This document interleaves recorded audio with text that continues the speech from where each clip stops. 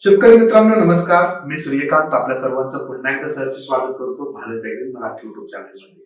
आजच्या व्हिडिओमध्ये या ठिकाणी आपण ऊस लागवडीबद्दल माहिती जाणून घेणार आहोत. जे काही शेतकरी आता पूर्व हंगामी ऊसाची लागवड करणार आहेत त्या शेतकऱ्यांसाठी हा खास करून व्हिडिओ ठरणार आहे. आपण जाणून घेणार आहोत की पूर्व हंगामी ऊसाची लागवड करताना आपल्याला कोणकोणते बदल करायचे आहेत लागवडीमध्ये, जेणेकरून आपल्याला एकरी 100 टन ऊस उत्पादनामध्ये त्या ठिकाणी मदत मिळणार आहे. हो शेतकरी मित्रांनो, आता या व्हिडिओमध्ये जे काही मी तुम्हाला बदल सांगणार आहे ते बदल जर तुम्ही केले तर नक्कीच तुम्हाला एकरी 100 टन ऊस उत्पादन सहज मिळवता येऊ शकतात. चला तर मग तुम्ही जर एक ऊस उत्पादक शेतकरी असाल तर हा व्हिडिओ संपूर्ण पहा आणि व्हिडिओच्या शेवटी तुमच्या प्रतिक्रिया खाली कमेंट्स बॉक्स मध्ये आम्हाला सांगायला विसरू नका. चला तर सुरू करूया. ऊस हे महाराष्ट्रातील एक प्रमुख नगदी पीक आहे. तुम्ही जर महाराष्ट्रामध्ये ऊसाचा बेल्ट पाहिला तर सातारा, सांगली, सोलापूर या भागामध्ये तसेच कोल्हापूर या भागामध्ये तुम्हाला ऊसाचे क्षेत्र जास्त दिसून येईल, कारण हा भाग थोडासा पाण्याखालील भाग समजला जातो. परंतु ज्याप्रमाणे शेतकरी ऊस पिकामध्ये खर्च करत आहेत त्याप्रमाणे त्यांना उत्पादन मात्र मिळत नाही. आणि आपण या व्हिडिओमध्ये हे जाणून घेणार आहोत की कमी उत्पादकता येण्यामागची कारणे कोणती आहेत आणि त्यासाठी आपल्याला कोणकोणत्या उपाययोजना करायला पाहिजे. सर्वात महत्वाची गोष्ट जी लक्ष देण्याची आहे ती म्हणजे जमिनीची निवड आणि मशागत.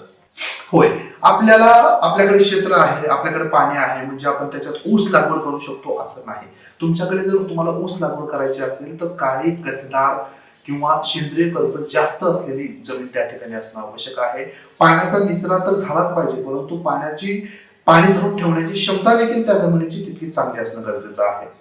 जर शास्त्रीय दृष्ट्या सांगायचं झालं तर त्या जमिनीचा सामो हा 6.5 ते 7.5 दरम्यान मेंटेन असणं आवश्यक आहे. सेंद्रिय कर्ब जो आहे तो 0.5 ते 1% असणं आवश्यक आहे.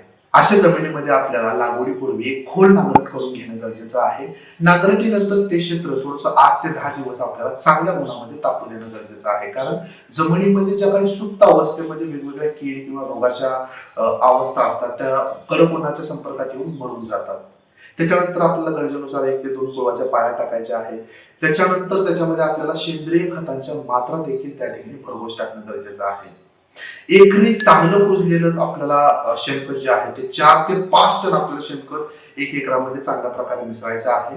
आणि त्याच शेणखतामध्ये तुम्ही जर जिप्समची मात्रा 100 किलो प्रति एकर दिली तर नक्कीच तुमच्या जमिनीचा पोत सुधारण्यामध्ये त्या ठिकाणी मदत होणार आहे. आणि ज्या शेतकऱ्यांनी खास करून एकरी 100 टन ऊस उत्पादनाचं स्वप्न पाहिलेलं आहे किंवा एकरी 100 टन ऊस उत्पादनासाठी जे शेतकरी प्रयत्न करत आहेत त्यांच्यासाठी खास करून त्यांनी ऊस लागवडी अगोदर त्या क्षेत्रामध्ये ताक किंवा धेंच्या अशी हिरवळीची पिके घेऊन फुलोरा अवस्थेमध्ये आणून ती त्या जमिनीत गाडणं गरजेचं आहे. तुम्ही एकदा हा प्रयोग करून पहा आणि मग पहा की कशा प्रकारे तुमच्या खतांच्या मात्रा देखील कमी होतील आणि येणारं उत्पादन देखील चांगलं मिळणार आहे. आणि लागवडीबद्दल जर आपण पाहिलं तर मित्रांनो, आपल्याला जी पूर्व हंगामी ऊसाची लागवड आहे ती 30 नोव्हेंबरच्या आतमध्ये आटपून घ्यायची आहे. जर तुमच्याकडे भारी जमीन असेल तर तुम्हाला 2 ओळीतील म्हणजे 2 सरीतील जे अंतर आहे ते 4.5 ते 5 फुटा ठेवायचं आहे. आणि जर तुमच्याकडे मध्यम प्रकारची जमीन असेल, जास्त खोल जमीन नसेल तर त्या ठिकाणी तुम्हाला 4 ते 4.5 फुटाची फक्त सरी ठेवायची आहे. आणि सरीची जी लांबी आहे ती आपल्या जमिनीच्या उतारानुसार तुम्ही 20 ते 40 मीटर इतकी ठेवू शकता. आता या ठिकाणी पूर्व हंगामी ऊस लागवडी करता जर तुम्ही सुधारित जातींची नावे पाहिली तर फुले 265, कोश 80-032 या मध्यम पक्वतेच्या काही जाती खूप चांगल्या प्रकारच्या आहेत. यानंतर जर पाहिलं तर फुले 10,001, कोश 94-012, VSI 8005 आणि कोल्हापूर विभागासाठी खास करून पाहिली तर को 92-005 या काही सुधारित आणि अधिक ऊस आणि साखर उतारा देणाऱ्या जातीची तुम्ही निवड करू शकता. आणि जर ऊस व्यवस्थापनामध्ये आपण डोळा व्यवस्थापन पाहिलं तर एक डोळ्याचा जर टिपर तुम्हाला लावायचा असेल तर तो डोळा वरच्या बाजूला ठेवून आपल्याला 1 फुटावर टिपर दाबून घ्यायचा आहे. तुम्हाला जर 2 डोळा पद्धत लागवड करायची असेल तर एका कांडीवरती 2 डोळे असलेल्या कांड्या निवडून त्यांची वरच्या बाजूला दिशा ठेवून आपल्याला 2 कांड्यामधील अंतर अर्धा फूट ठेवून लागवड करायची आहे. बरेच शेतकरी आता या ठिकाणी कांडीची लागवड न करता ऊसाच्या सुपरकेट नर्सरीचा देखील वापर करत आहेत. तुम्ही जर रोपांची लागवड केली तर नक्कीच तुमचा त्या ठिकाणी कालावधी वाचतो. तुम्हाला एकरी रोपांची संख्या मर्यादित आणि मेंटेन ठेवता येते. सुपरकेन नर्सरीनुसार तुम्ही जर लागवड केली आणि 2 ओळीतील तसेच 2 रोपातील अंतराचा विचार करून जर एकरी रोप संख्या तुम्हाला काढायची असेल तर समजा तुम्ही 2 ओळीतील अंतर हे 120 सेंटीमीटरचं ठेवलं, 2 रोपातील अंतर जर तुम्ही 2 फुटाचं ठेवलं तर तुमचे 1 एकरामध्ये जवळजवळ 5,550 रुपये बसणार आहेत. आणि तुम्ही जर हेच अंतर 2 ओळीतील जे अंतर आहे ते जर वाढवलं म्हणजे ते जर तुम्ही 150 सेंटीमीटर ठेवलं, दोन रोपामधील अंतर जर तुम्ही 2 फुटाचं ठेवलं तर तुमची 1 एकरामध्ये जवळजवळ 4,450 रोपं बसणार आहेत.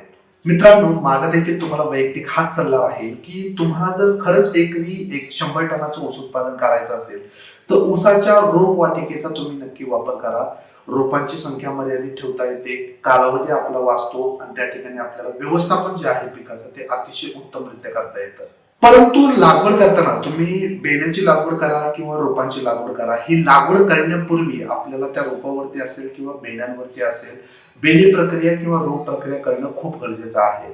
कारण जे काही लागवडीनंतर सुरुवातीच्या काळामध्ये जे रोग जमिनीमधून उद्भवणारे आपल्या रोपांवरती किंवा कांड्यांवरती येणार असतात त्यांची संख्या कमी होते, त्यांचा प्रादुर्भाव कमी होतो आणि एकंदरीत उत्पादनामध्ये आपल्याला कमालीचा त्या ठिकाणी बदल झालेला दिसून येतो. आता ऊसावरती येणारा काने रोग असेल किंवा कांड्यावरती येणारी खवले कीड असेल किंवा पिठ्या टेकून असेल याच्यासाठी आपल्याला काय करायचं आहे म्हणजे याचं नियंत्रण करण्यासाठी हे आपल्या लागवडीनंतर आपल्या रोपावर किंवा कांडीवर येऊ नये म्हणून 100 ग्राम कार्बनडायझिम आधी आणि 300 मिली डायमेथ्रोएट हे कीटकनाशक आहे आणि कार्बनडायझिम एक बुरशीनाशक आहे. हे दोन्ही एकत्र मिसळून आपल्याला पाण्याचे एक द्रावण तयार करायचे आहे आणि याच्यामध्ये आपल्या ज्या काही कांड्या आहेत लागवडीसाठी आपण ज्या वापरणार आहेत त्या कांड्या 10 मिनिटं बुडवून ठेवायच्या आहेत. किंवा तुम्ही जर रोप लागवड करणार असाल तर तो ट्रे त्या ठिकाणी बुडवा आणि ट्रेची खालची मुळं फक्त त्या ठिकाणी आपल्याला बुडवायची आहेत.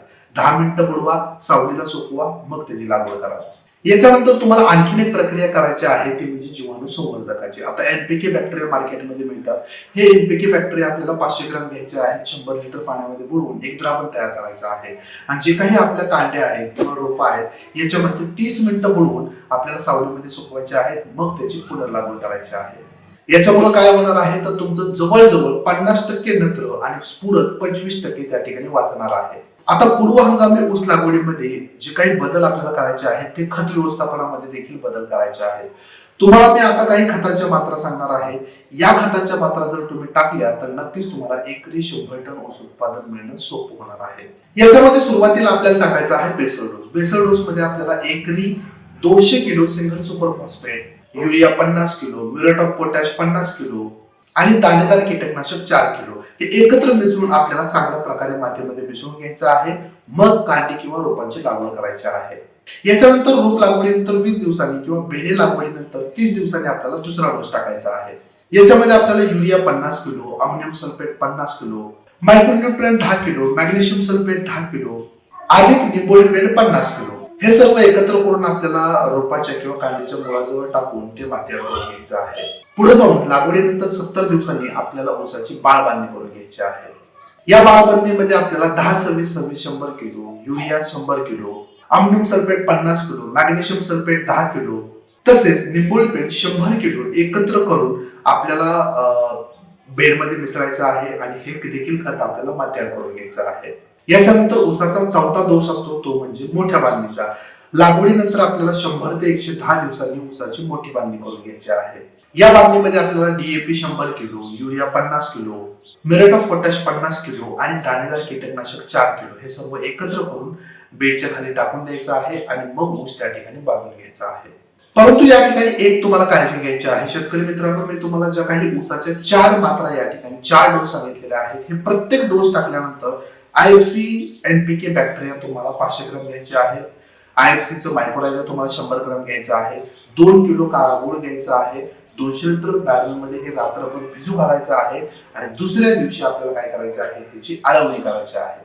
तुमच्याकडे जर ड्रिप असेल तर तुम्ही ड्रिपनं सोडू शकता, ड्रिप नसेल तर तुम्हाला हे आळवणीच्या माध्यमातून 100% द्यायचंच आहे. बरेच शेतकरी आता आधुनिक पद्धतीने ऊसाची शेती करत आहेत. या खत व्यवस्थापनासोबत ते जी तसेच 6B यांचा देखील वापर करत आहेत.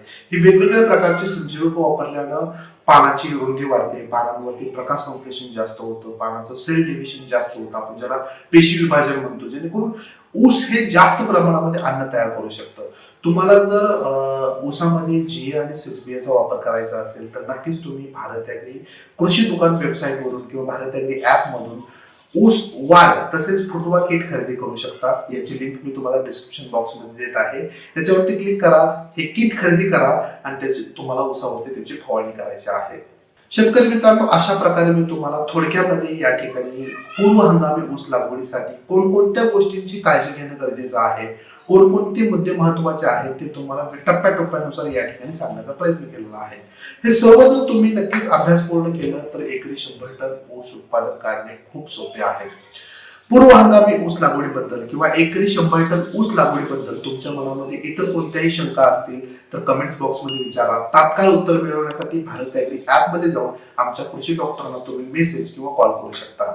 आणि सर्वात महत्त्वाची गोष्ट, आता व्हिडिओमध्ये जी काही तुम्हाला मी खते किंवा औषधे सांगितलेली आहेत ही जर तुम्हाला आताच घर बसल्या ऑनलाईन भारत ऍग्री ऍप मधून खरेदी करायची असतील तर डिस्क्रिप्शन बॉक्स मध्ये लिंक आहे, त्याच्यावरती क्लिक करा. सर्व औषधे खरेदी करा. फ्री फास्ट डिलिव्हरी आहे. प्रत्येक खरेदीवरती तुम्हाला भरघोस डिस्काउंट आहे आणि प्रत्येक प्रोडक्ट या ठिकाणी तुम्हाला 100% ओरिजिनल असण्याची गॅरंटी देखील मिळते. व्हिडिओ आणि माहिती कशी वाटली कमेंट्स बॉक्स मध्ये नक्की सांगा. याच माहितीसह या व्हिडिओमध्ये मी सूर्यकांत आपली रजा घेतो. भेटूया एका नवीन व्हिडिओमध्ये. तुर्तास धन्यवाद.